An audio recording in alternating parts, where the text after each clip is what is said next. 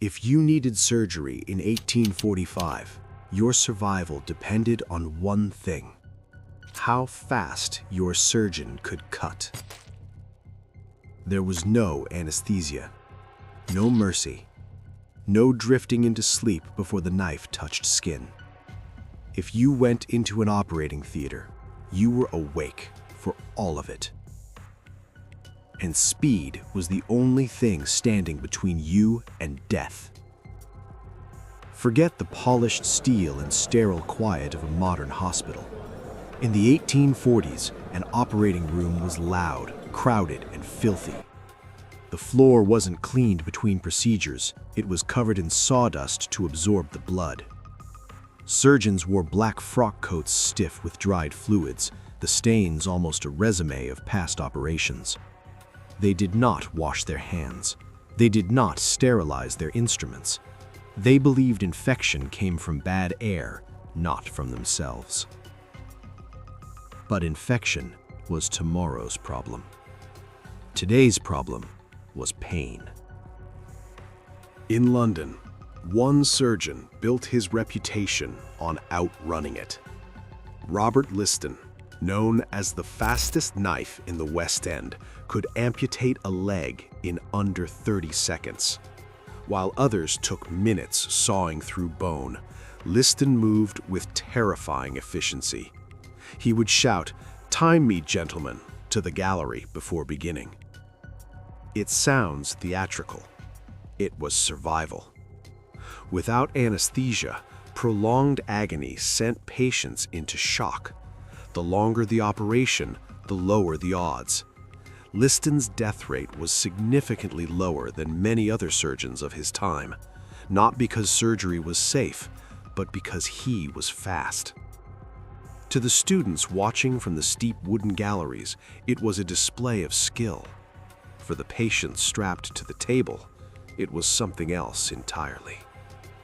To understand what that felt like, we have one of the most harrowing accounts in medical history. In 1811, Fanny Burney underwent a radical mastectomy. No anesthetic, no numbness, no escape. 7 men restrained her. One held her head, others pinned her arms and legs. A handkerchief was placed over her face. She knew the surgery had begun when she saw the blade flash through the thin fabric. When the first cut came, she screamed, and later wrote that the scream continued without interruption through the entire incision. She felt every movement of the knife. She described the scraping of steel against bone.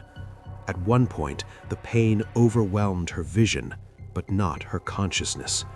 She remained aware of the cutting for nearly 20 minutes. When it was over, she survived. But surviving the knife was only the first test, because after the pain came something quieter and far deadlier. Recovery rooms in the early 1800s were perfect places for infection to spread. A wound that seemed stable could suddenly develop a gray film. Fever would follow. Then the tissue would blacken and decay while the patient was still alive. The tragedy is that surgeons helped cause it. They moved directly from dead bodies to open wounds. They reused unwashed instruments. They believed thick fluid leaking from a wound, something they called laudable pus, was a sign of healing. It wasn't. It was infection taking over. You could endure the saw. You could survive the screaming and still die days later as your body rotted from the inside. And you would not suffer in private. Surgery was a public event.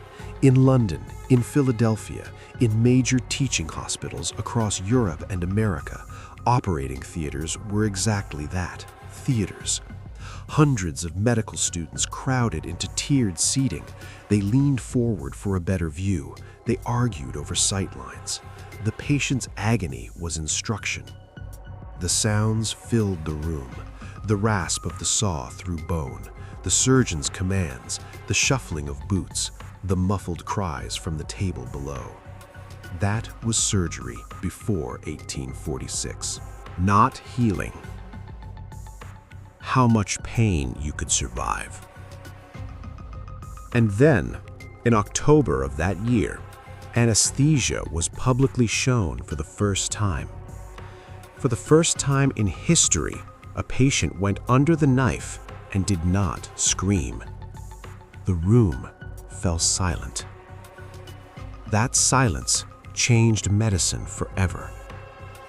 Because before anesthesia, surgery was not about curing disease.